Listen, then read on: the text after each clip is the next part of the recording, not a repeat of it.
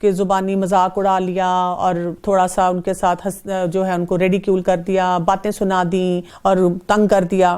لیکن آہستہ آہستہ وہ ابیوز جو تھا وہ بڑھتا جا رہا تھا اور فزیکل ابیوز کی شکل آ رہی تھی. خاص طور پہ جب ہم دیکھتے ہیں کہ بہت سا ایسا طبقہ تھا جو کہ کمزور تھا، غلام تھے، اور وہ اسلام کی طرف آ رہے تھے کیونکہ ان کو اپیل یہ لگ رہی تھی کہ ہم دنیا میں رہتے ہوئے تو اتنا وہ ایک تفریق ہوتی ہے کہ یہ امیر ہے، یہ غریب ہے، یا یہ آقا ہے اور یہ غلام ہے، لیکن اسلام نے سب کو ایک جگہ پہ کھڑا کر دیا اور معیار کیا دے دیا کہ جو اللہ کا تقوی حاصل کرے، جو عمل صالح کرے. تو ایسے موقع پہ اب جب ان کا ٹارچر بڑھتا چلا جا رہا تھا، اور ظاہر ہے کہ مسلمانوں کے لیے اس وقت اس کو سہنا کافی مشکل ہو رہا تھا.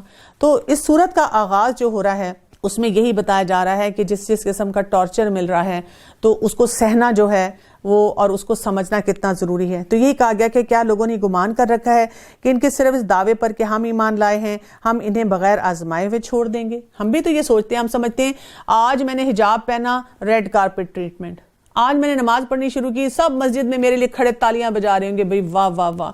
آج میں نے دعا مانگی ہے تو دیکھیں تو صحیح میرے تو سارے فل نمبر آنے چاہیے، سب کو جو ہے مجھے اپریشیٹ کرنا چاہیے. ٹیسٹ نہیں آئے گا، اللہ تعالیٰ وہ چیک نہیں کریں گے. آپ نوٹ کر لیجئے کہ آپ پارا پڑھتے ہوئے رمضان میں بھی نوٹ کریں، ویسے بھی جب آپ پڑھتے ہیں نا اور آپ اپنے سے وعدہ کرتے ہیں ہاں میں نے آج غصے کے بارے میں پڑھا، میں نے غصہ نہیں کرنا، اسی دن آپ کا امتحان ہو جاتا ہے، پیپر آ جاتا ہے فوراً. کوئی نہ کوئی گھر میں باہر سچویشن ہوتی ہے کہ یا تو آپ غصہ کر بیٹھتے ہیں، اب آپ پچھتاتے ہیں، آپ کہتے ہیں آج ہی تو میں نے پڑھا تھا، پھر آپ دوبارہ سے اس پیپر کی تیاری کریں کہ دوبارہ سے سوچیں کہ کیا چیزیں کرنے والی تھی، کیا کام کرنے والے تھے جو چھوڑ دیے. یا کیا ہوتا ہے انسان کامیاب ہوتا ہے اور خوش ہوتا ہے کہ الحمدللہ آج ہی میں نے پڑھا تھا اور دیکھیں اللہ تعالیٰ نے مجھے آزمایا، میرا رب جو ہے کتنا مہربان ہے کہ مجھے اس میں کانفیڈنس دیا کہ میں نے جو پڑھا اس پہ میں عمل کر سکتا ہوں. اسی طرح صبر کا امتحان اور کتنے معاملات کے امتحان آتے ہیں. ان اگلوں کو بھی ہم نے خوب جانچا، یقیناً اللہ تعالیٰ انہیں بھی جان لے گا جو سچ کہتے ہیں اور انہیں بھی معلوم کر لے گا جو جھوٹے ہیں. تو امتحان کے ذریعے تو پتہ چلتا ہے کہ کون اپنا جو ہے سچا ہے. نہیں تو محبتوں کے دعوے بھی سب کرتے ہیں، لائک ہونے کے دعوے بھی سب کرتے ہیں، بلکہ جو بچہ فیل ہو رہا ہوتا ہے وہ سب سے زیادہ بتاتا ہے کہ میں نے کتنی کلاسز اٹینڈ کی اور میں نے کتنی محنت سے پیپر کیا اور میرا پیپر کتنا اچھا ہوا. جو اچھا پیپر کرنے والا ہے وہ تو ڈرتا ہی رہتا ہے، وہ تو کئی دفعہ کہتا ہے میرا تو شاید یہ بھی ٹھیک نہیں ہوا، پتہ نہیں میں پاس بھی ہوں گا کہ نہیں ہوں گا. کیا جو لوگ برائیاں کر رہے ہیں انہوں نے یہ سمجھ رکھا ہے کہ وہ ہمارے قابو سے باہر ہو جائیں گے؟ یہ لوگ کیسی بری تجویزیں کر رہے ہیں. یعنی کہ کیا ان سب کا طریقہ ہے کہ وہ غلطیوں پہ غلطیاں کر کے اور سارا سسٹم اپنے مطابق لے جا کے سمجھ رہے ہیں کہ جو ان کا دل چاہتا ہے وہ ان کو مل جائے گا، حاصل ہو جائے گا. سعد بن ابی وقاص رضی اللہ عنہ سے روایت ہے کہ رسول اللہ صلی اللہ علیہ وسلم نے فرمایا بے شک سب سے زیادہ سخت آزمائشیں انبیاء کی ہوئیں، پھر ان کے بعد ان کے لوگوں کی ہوئیں، اور جو نیکی میں نبیوں کے بعد کے درجے میں ہیں پھر ان کی جو ان سے نچلے درجے میں ہوں گے. یعنی جتنا زیادہ انسان دین کی سمجھ رکھتا ہے، جتنا دین کو پریکٹس کرتا ہے، اتنی بڑی آزمائش آنی شروع ہوتی ہے. ایک روایت میں یہ بھی اضافہ ہوا ہے کہ ہر شخص کا امتحان اس کے دین کے اعتبار سے ہوگا، اگر وہ اپنے دین میں مضبوط ہے تو اس کا امتحان بھی سخت تر ہوگا. اسی طرح ایک اور اس میں آتا ہے کہ ایک صحابی کہتے ہیں کہ میں رسول اللہ صلی اللہ علیہ وسلم کے پاس آیا، اس وقت آپ کعبہ کے سائے میں ایک چادر پر تکیہ لگائے ہوئے بیٹھے تھے. اس زمانے میں ہم مشرک لوگوں سے سخت تکلیفیں اٹھا رہے تھے. میں نے آپ صلی اللہ علیہ وسلم سے عرض کیا کہ آپ اللہ تعالیٰ سے مشرکوں کے لیے بد دعا کیوں نہیں کرتے. یہ سنتے ہی آپ تکیہ چھوڑ کر سیدھے بیٹھ گئے اور آپ کا چہرہ غصے سے سرخ ہو گیا اور آپ نے فرمایا تم سے پہلے ایسے لوگ گزر چکے ہیں جن کے گوشت اور پٹھوں سے ہڈیاں تک لوہے کی کنگھیاں چلائی جاتی تھیں مگر وہ اپنے سچے دین سے پھرتے نہیں تھے، اور آرا ان کے سر کے درمیان رکھ کر چلایا جاتا تھا اور ان کے 2 ٹکڑے کر دیے جاتے تھے مگر وہ سچے دین سے پھرتے نہ تھے، اور اللہ ایک دن اس کام کو ضرور پورا کر دے گا، یعنی دین غالب آ جائے گا. اور ایک اور روایت میں آتا ہے کہ مگر تم لوگ جلد بازی کیوں کرتے ہو. اسی طرح سے ایک اور حدیث میں آتا ہے کہ ابو ہریرہ رضی اللہ عنہ فرماتے ہیں کہ آپ صلی اللہ علیہ وسلم نے فرمایا عنقریب فتنے رونما ہوں گے، جو شخص اس وقت بیٹھا رہے وہ ان فتنوں میں کھڑا ہونے والوں سے بہتر ہے، اور جو ان میں کھڑا ہو وہ ان میں سے چلنے والوں سے بہتر ہے، اور جو ان میں چلنے والا ہو وہ ان میں بھاگنے والوں سے بہتر ہوگا، اور جو ان فتنوں میں جھانکنے کی کوشش کرے گا تو وہ فتنے اسے اپنی طرف کھینچ لیں گے، اور جو کوئی ان فتنوں سے بچاؤ کی راہ پا سکتا ہے اسے چاہیے کہ وہ الگ ہو کر رہے.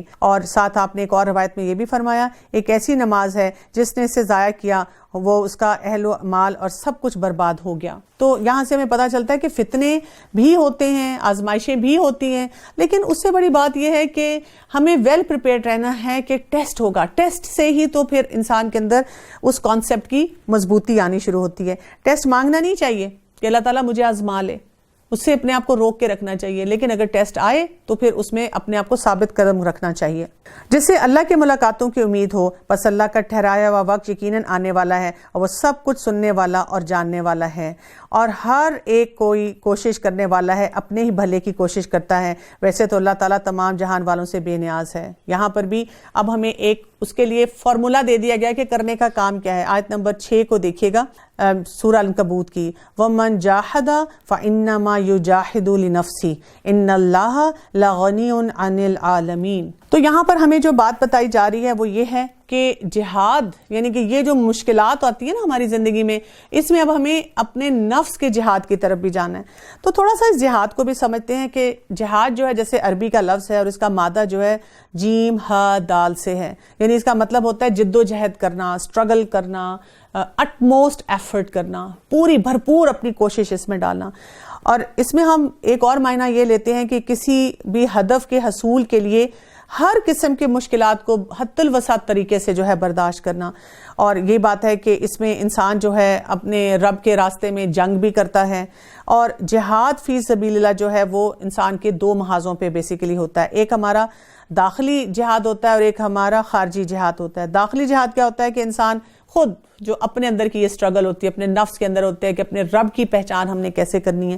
اور خارجی جہاد جو ہوتا ہے وہ کیا ہوتا ہے، جب دوسرے لوگوں کو ہے رب سے ملوانا ہوتا ہے۔ تو پہلا جہاد جو ہوتا ہے اس کو ہم جہاد اکبر کہتے ہیں، یعنی کہ آپ سوچیں جب انسان اپنے آپ کو اندر سے ڈسپلن کر لیتا ہے نا، اللہ کی معرفت حاصل کر لیتا ہے، اپنے نفس کو کنٹرول کر لیتا ہے، تو انسان جو ہے بڑا مضبوط ہو جاتا ہے، ہر قسم کے پھر جہاد کے لیے جو سوسائٹی میں اس کے لیے تیار ہو جاتا ہے۔ اور دوسرا جہاد جو ہوتا ہے اس کو ہم جہاد اصغر کہتے ہیں، یعنی سب سے پہلے انسان کو خود سمجھنا ہے اپنے آپ کو، اپنے نفس کو، اپنی رکاوٹوں کو، اللہ کے راستے میں اللہ کی معرفت کے لیے مجھے کیا کیا مشکلات پیش آ رہی ہیں، ان کو میں نے کیسے عبور کرنا ہے، اللہ سے میں نے کیسے اپنا جو محبت ہے اس کو بڑھانا ہے۔ اور جیسے جیسے انسان ان رکاوٹوں کو دور کرتا چلا جاتا ہے، پھر اس کے لیے انسانیت تک پہنچنا، انسانیت کے لیے کچھ فیصلے کرنا بہت آسان ہو جاتا ہے۔ تو بیسیکلی اگر ہم دیکھیں تو جہاد تو پیدا ہونے کے بعد عبادت کے ساتھ ہی جڑا ہوا ہے نا، کیونکہ ہم نے عبادت بھی جو اللہ کی کرنی ہے تو جہاد پھر نفس کرنا ہے، اور اسی طرح جب ہم نے سوسائٹی میں بھی خیر پہنچانی ہے تو پھر ہم نے وہی کام کرنا ہے کہ لوگوں تک بھی کس طرح سے بات پہنچانی ہے، اور اس کے بھی مختلف طریقے جو ہمیں بتا دیے گئے ہیں۔ اسی لیے جہاد سے زیادہ افضل کوئی کام نہیں ہے جس کو کہا گیا ہو۔ اور اگر ہم دیکھیں تو انبیاء اور اپنے وقت کے جتنے بھی لوگ تھے جو کہ دین کی سمجھ رکھتے تھے، انہوں نے جہاد کیا ہے۔ وہ جہاد جو تھا وہ محاسبہ نفس کی شکل میں بھی ہوا ہے، اور وہ جہاد جو ہے وہ قتال کی شکل میں بھی ہوا ہے۔ تو یہاں پر ہمیں بتایا گیا کہ جب ہمیں اتنی مشکلات پیش آتی ہیں تو ہم نے کیا کرنا ہے، یجاہد لنفسہ، اپنے نفس کے ساتھ۔ وہ ہوتا بھی ہے ہماری اندر کی ایک سٹرگل، ایک جنگ چل رہی ہوتی ہے، کرنا ہے نہیں کرنا، کر لو نہیں کرو، یہ کرو، ہم خود ہی دلائل دے رہے ہوتے ہیں، کبھی اپنے آپ کو کٹہرے میں کھڑا کرتے ہیں، کبھی خود اپنے لیے جج بن جاتے ہیں۔ تو اس میں جیت کس کی ہونی چاہیے؟ جو اللہ کا حکم ہے اس کی جیت وہاں پر ہو جانی چاہیے۔ اور جن لوگوں نے یقین کیا اور مطابق سنت کام کیے، ہم ان کے تمام گناہوں کو ان سے دور کر دیں گے اور انہیں نیک اعمال کے بہترین بدلے دیں گے۔ ہم نے ہر انسان کو اپنے ماں باپ کے ساتھ اچھا سلوک کرنے کی نصیحت کی۔ اب یہاں پر ایک اور اہم بات ہمیں بتائی جا رہی ہے، وَوَصَّيْنَا الْإِنسَانَ بِوَالِدَيْهِ حُسْنًا، کہ والدین کے ساتھ حسن سلوک کی اجازت کی۔ ہاں، اگر وہ یہ کوشش کریں کہ آپ میرے ساتھ ایسے شریک کر لیں جس کا آپ کو کوئی علم نہیں، تو ان کا کہنا نہیں ماننا۔ یعنی آپ سوچیں کہ اب تک ہم جب بھی پڑھ رہے ہیں تو ہمیں بار بار بتایا جاتا ہے کہ ماں باپ کے آگے اف نہیں کرنی، ماں باپ کی ہر بات ماننی ہے، ماں باپ کو سب سے زیادہ پرائرٹی دینی ہے۔ لیکن یہاں پر یہ کنڈیشن بتا دی گئی کیونکہ وہ مشکلات کا دور تھا نا، کہ جب انسان دین پہ عمل کرنا شروع کرتا ہے، اور فرض کریں خاندان میں لوگوں کو بھی سمجھ نہیں ہے، کئی بچے بھی ہمیں ایسے ملتے ہیں جو کہ نماز پڑھنا چاہتے ہیں، دین کو سرو کرنا چاہتے ہیں، کوئی بچیاں ہیں جو کہ اپنا لائف سٹائل چینج کرنا چاہتے ہیں، لیکن ماں باپ کو ان کی سمجھ نہیں ہوتی ہے، ماں باپ ہی ان کے راستے میں رکاوٹ بنتے ہیں، بلکہ ان کو کہتے ہیں یہ کیسا دین ہے تمہارا کہ جو تمہیں یہ چیزیں صحیح جو ہے جو ماں باپ کی بات سے ہٹا رہا ہے۔ تو یہاں پہ کہہ دیا گیا کہ اگر وہ تمہیں شرک کرنے کے لیے کہیں تو تب تم نے بات نہیں ماننی، تم سب کا لوٹنا میری ہی طرف ہے، پھر میں ہر اس چیز سے جو تم کرتے ہو تمہیں خبردار کر دوں گا۔ اور جن لوگوں نے ایمان قبول کیا اور نیک اعمال کیے انہیں اپنے نیک بندوں میں شمار کر لوں گا۔ تو یہاں پر یہ امپورٹنٹ فارمولا جو ہے ہمیں دیا جا رہا ہے کہ ہم یہ بات یاد رکھیں کہ والدین کی اطاعت کی بھی حدود بتائی گئی ہیں۔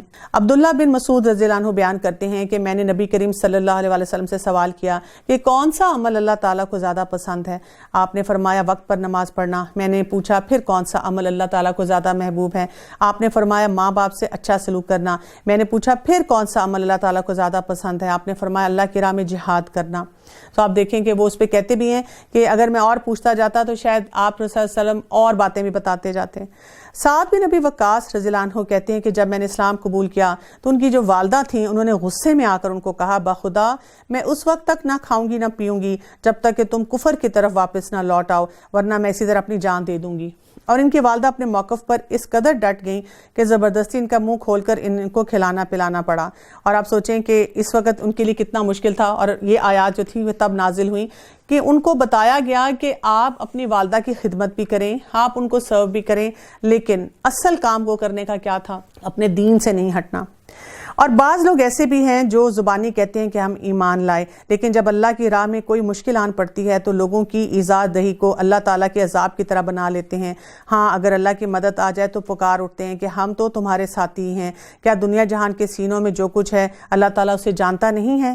جو لوگ ایمان لائے اللہ انہی پر ظاہر کر کے رہے گا اور منافقوں کو بھی ظاہر کر کے رہے گا۔ کافروں نے ایمانداروں سے کہا کہ تم ہماری راہ کی تابعداری کرو، تمہارے گناہ ہم اٹھا لیں گے، حالانکہ وہ ان کے گناہوں میں سے کچھ بھی نہیں اٹھانے والے تھے، یہ تو محض جھوٹے ہیں۔ البتہ یہ اپنے بوجھ ڈھونڈ لیں گے اور اپنے بوجھوں کے ساتھ ہی اور بوجھ بھی، اور جو کچھ افطرا پردازیاں کر رہے ہیں ان سب کی بابت ان سے باز پرس کی جائے گی۔ اب آپ دیکھیں انسان کیسے کیسے بوجھ جو ہیں وہ اٹھانے شروع کر دیتا ہے، اور اس کی نوعیت کو ہی انسان جو ہے وہ نہیں سمجھتا۔ ابو ہریرہ رضی اللہ عنہ سے روایت ہے کہ آپ صلی اللہ علیہ وسلم نے فرمایا جو شخص ہدایت کی طرف لوگوں کو بلائے اسے ان کے تمام کے برابر ثواب ملے گا جو قیامت تک آئیں گے اور اس کی تابعداری کریں گے، لیکن ان کے ثواب میں سے بھی کوئی کمی نہیں کی جائے گی۔ اور جو شخص کسی برائی کی طرف بلائے تو قیامت تک جتنے لوگ اس برائی کو کریں گے ان سب کو جو گناہ ہوگا وہ سارا اس اکیلے کو بھی ہوگا، لیکن اس کے گناہ میں بھی کوئی کمی نہیں کی جائے گی۔ تو ہم میں سے ہر شخص کو دیکھنا ہے، کئی دفعہ ہم کسی انسان کو فیسیلیٹیٹ کر رہے ہوتے ہیں، ہیلپ کر رہے ہوتے ہیں اپنی طرف سے، لیکن وہ جو ہیلپ ہے وہ غلط ڈائریکشن میں جاتی ہے۔ اور ہم نے نوح علیہ السلام کو اس کی قوم کی طرف بھیجا، وہ ان میں 950 سال تک رہے، پھر تو انہیں طوفان نے دھر لیا اور وہ تھے ظالم، اور پھر ہم نے انہیں اور کشتی والوں کو نجات دے دی، اور اس واقعے کو ہم نے تمام جہان کے لیے عبرت بنا دیا۔ اور ابراہیم علیہ السلام کو بھی اپنی قوم نے فرمایا کہ اللہ کی عبادت کرو اور اس سے ڈرتے رہو، اگر تم میں دانائی ہے تو یہی تمہارے لیے بہتر ہے، تم تو اللہ کے سوا بتوں کی پوجا پاٹ کرتے ہو اور جھوٹی باتیں دل سے گھڑ لیتے ہو۔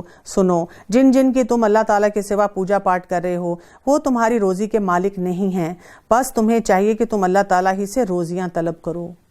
تو روزی کس نے دینی ہے؟ اللہ نے، اور پھر کیا کرنے کی ضرورت ہے؟ وَاعْبُدُوهُ وَاشْكُرُوا لَهُ إِلَيْهِ تُرْجَعُونَ۔ یہاں پہ بات کیا ہو رہی ہے؟ اسی کی عبادت کرو، اسی کی شکر گزاری کرو، اور اسی کی طرف تم لوٹائے جاؤ گے۔ یعنی عبادت جب انسان اس کا صحیح ایسنس لے لیتا ہے، انسان اس کو سمجھ لیتا ہے، پھر ہی شکر گزاری کی طرف بڑھتا ہے۔ اور اگر تم جھٹلاؤ تو تم سے پہلے کی امتوں نے بھی جھٹلا دیا، اور رسول کے ذمہ تو صرف صاف طور پر پہنچا دینا ہی ہے۔ وَمَا عَلَى الرَّسُولِ إِلَّا الْبَلَاغُ الْمُبِينُ۔ تو رسول نے تو صرف بات کو پہنچا دینا، جیسے ہمارا بھی اب کام یہی ہے، رول یہ کہ ہم بات کو پہنچا دیں، جس نے فالو کرنا ہے اس نے خود اپنے لیے فیصلہ کرنا ہے۔ کیا انہوں نے نہیں دیکھا کہ مخلوق کی ابتدا کس طرح اللہ نے کی، پھر اللہ اس کا اعادہ کرے گا؟ یہ تو اللہ تعالیٰ پر بہت ہی آسان ہے۔ کہہ دیجئے کہ زمین میں چل پھر کر دیکھو تو صحیح کہ کس طرح اللہ تعالیٰ نے ابتدائی پیدائش کی ہے، پھر اللہ تعالیٰ ہی دوسری نئی پیدائش کرے گا۔ اللہ تعالیٰ ہر چیز پر قادر ہے۔ ان اللہ علی کل شیء قدیر، یعنی اللہ تعالیٰ کی قدرت کو ہم کسی طرح سے بھی جو ہے وہ چیلنج نہ کریں کہ جو چیز اللہ تعالیٰ کرنے پہ قادر ہے اس کے بارے میں سوچیں۔ جسے چاہے عذاب کرے اور جسے چاہے رحم کرے، تم سب اسی کی طرف لوٹائے جاؤ گے۔ تم نہ زمین میں اللہ تعالیٰ کو عاجز کر سکتے ہو اور نہ آسمان میں، اللہ کے سوا تمہارا کوئی ولی ہے اور نہ مددگار۔ جو لوگ اللہ کی آیتوں اور اس کی ملاقات کو بھلا دیتے ہیں وہ میری رحمت سے نا امید ہو چکے ہیں اور ان کے لیے دردناک عذاب ہے۔ ان کی قوم کا جواب بجز اس کے کچھ نہ تھا کہ وہ کہنے لگے اسے مار ڈالو یا اسے جلا دو۔ آخر اللہ نے انہیں آگ سے بچا لیا، اور اس میں ایماندار لوگوں کے لیے تو بہت سی نشانیاں ہیں۔ ابراہیم علیہ السلام نے کہا کہ تم نے جن بتوں کی پرستش اللہ تعالیٰ کے سوا کی ہے یہ کچھ نہیں، صرف تم نے انہیں اپنی آپس کی دنیا کی زندگی کی دوستی پر ٹھہرا لیا ہے، پھر کچھ بعد تم سب قیامت کے دن ایک دوسرے سے کفر کرنے لگو گے اور ایک دوسرے پر لعنت کرنے لگو گے، اور تمہارا سب کا ٹھکانہ دوزخ ہوگا اور تمہارا کوئی مددگار نہ ہوگا۔ یعنی دنیا کے فائدے کے لیے لوگ جمع ہو جاتے ہیں نا کہ ابھی ہمیں کوئی فائدہ ہو جائے گا، لیکن آخرت کے بارے میں وہ نہیں سوچ رہے ہوتے۔ آج کل کے دور میں ہم ان کو کہتے ہیں they are short sighted people, وہ کہتے ہیں ابھی جو ہونا ہے نا حالات ہیں، ابھی دیکھ لیں آگے کی دیکھی جائے گی، جبکہ عقل مند انسان وہ ہوتا ہے جو فار سائٹڈ ہوتا ہے، وہ دور کی سوچ کے ساتھ آج کے لیے فیصلے کرتا ہے۔ اور ہم نے انہیں ابراہیم علیہ السلام کو اسحاق، یعقوب علیہ السلام عطا کیے، اور ہم نے نبوت اور کتاب ان کی اولاد میں ہی کر دی، اور ہم نے دنیا میں ہی انہیں ثواب دیا، اور آخرت میں تو وہ صالح لوگوں میں سے تھے۔ اور لوط علیہ السلام کا بھی ذکر کرو، جبکہ انہوں نے اپنی قوم سے فرمایا کہ تم اس بدکاری پر اتر آئے ہو جسے تم سے پہلے دنیا بھر میں سے کسی نے نہیں کیا۔ یعنی اب آپ دیکھیں اب اس وقت کی ٹریجڈی کیا ہے، نہ صرف یہ کہ اس کو لیگلائز کر دیا گیا ہے، بلکہ باہر کے ممالک میں ویسٹرن کلچرز میں آپ جائیں بڑے بڑے بل بورڈز ہیں، اور اس کے علاوہ سکولز میں اب ایسی بکس انٹروڈیوس کی جا رہی ہیں جس میں سیم سیکس پیرنٹس ہیں، کہ بچوں کو کہا جائے کہ یہ نارمل کانسیپٹ ہے اور آپ اس کو ایکسیپٹ کرنا شروع کریں۔ اور اس وقت کیا تھا کہ یہ وہ کام تھا، وہ بدکاری تھی جو اس سے پہلے کبھی بھی امیجن نہیں کی جا سکتی تھی کہ یہ ہوئی ہے۔ کیا تم مردوں کے پاس بدفعلی کے لیے آتے ہو اور راستے بند کرتے ہو اور اپنی عام مجلسوں میں بے حیائیوں کا کام کرتے ہو؟ اس کے جواب میں اس کی قوم نے بجز اس کے اور کچھ نہیں کہا کہ بس جا، اگر سچا ہے تو ہمارے پاس اللہ تعالیٰ کا عذاب لے آ۔ لوط علیہ السلام نے دعا کی کہ پروردگار اس مفسد قوم پر میری مدد فرمائے۔ قال رب انصرنی علی القوم المفسدین۔ اور جب ہمارے بھیجے ہوئے فرشتے ابراہیم علیہ السلام کے پاس بشارت لے کر پہنچے، کہنے لگے کہ اس بستی والوں کو ہم ہلاک کرنے والے ہیں، یقیناً یہاں کے رہنے والے گناہ گار ہیں۔ ابراہیم علیہ السلام نے کہا کہ اس میں لوط بھی ہیں۔ فرشتوں نے کہا یہاں جو ہیں انہیں ہم بخوبی جانتے ہیں۔ لوط علیہ السلام کو اور ان کے خاندان کو سوائے ان کی بیوی کے ہم بچا لیں گے، البتہ وہ عورت پیچھے رہ جانے والوں میں سے تھی۔ پھر جب ہمارے قاصد لوط کے پاس پہنچے تو وہ ان کی وجہ سے غمگین ہوئے اور دل ہی دل میں رنج کرنے لگے۔ قاصدوں نے کہا آپ خوف نہ کھائیے، نہ آزردہ ہوں، ہم آپ کو وہاں آپ کے متعلقین کے بچا لیں گے، مگر آپ کی بیوی کو عذاب کے لیے باقی رہ جانے والوں میں سے ہوگی۔ ہم اس بستی والوں پر آسمانی عذاب نازل کرنے والے ہیں اس وجہ سے کہ یہ بے حکم ہو رہے ہیں۔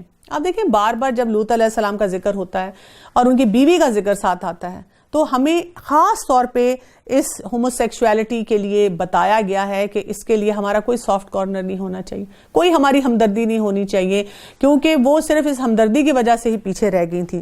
البتہ تحقیق ہم نے اس بستی کو بالکل عبرت کی نشان بنا دیا ان لوگوں کے لیے جو عقل رکھتے ہیں۔ اب عقل والے سوچیں تو پھر ہے، عقل والے تو کہہ رہے ہیں کہ ان کی اپنی خواہشات ہیں، ہم کیوں ان کی خواہشات میں انٹرفیئر کر رہے ہیں۔ اور مدین کی طرف ہم نے ان کے بھائی شعیب کو بھیجا، انہوں نے کہا اے میری قوم کے لوگوں، اللہ کی عبادت کرو، قیامت کے دن کی توقع رکھو اور زمین میں فساد نہ کرتے پھرو۔ پھر بھی انہوں نے انہیں جھٹلا دیا، آخرکار انہیں زلزلے نے پکڑ لیا اور وہ اپنے گھروں میں بیٹھے کے بیٹھے مردہ ہو کر رہ گئے۔ اور ہم نے عادیوں اور سمودیوں کو بھی غارت کیا جن کے بعض مکانات تمہارے سامنے ظاہر ہیں، اور شیطان نے انہیں ان کی بدعمالیاں آراستہ کر کے دکھائیں اور انہیں راہ سے روک دیا تھا، اب باوجود یہ کہ آنکھوں والے اور ہوشیار تھے۔ اور پھر کیا کہا، اور قارون اور فرعون اور حامان کو بھی، ابھی کیونکہ ہم نے قارون اور حامان کے بارے میں بھی پڑھا تھا، وَقَارُونَ وَفِرْعَوْنَ وَحَامَانَ لَقَدْ جَاءَهُمْ مُوسَىٰ بِالْبَيِّنَاتِ فَاسْتَكْبَرُوا فِي الْأَرْضِ وَمَا كَانُوا سَابِقِينَ۔ کیا ہوا تھا ان کے ساتھ؟ ان کے پاس موسیٰ علیہ السلام کھلے کھلے معجزے لے کر آئے تھے، بینات لے کر آئے تھے، پھر بھی انہوں نے زمین میں تکبر کیا، لیکن ہم سے آگے بڑھنے والے نہ ہو سکے۔ بڑھ گئے آگے، نہیں بڑھ سکے۔ تو بات کیا کہ تکبر کرنے والا انسان بھی کتنے سال تکبر کر لے گا؟ آپ دیکھیں اگر ہم انسان کا ایک لائف سائیکل ہی دیکھ لیں، پیدا ہوتا ہے بچہ پھر بھی ڈیپینڈنٹ ہے پیرنٹس پہ، اسی طرح جب انسان بڑھاپے کی طرف جاتا ہے پھر بھی ڈیپینڈنٹ ہے کسی نہ کسی کے اوپر کہ اس کی نرسنگ کیئر کرے۔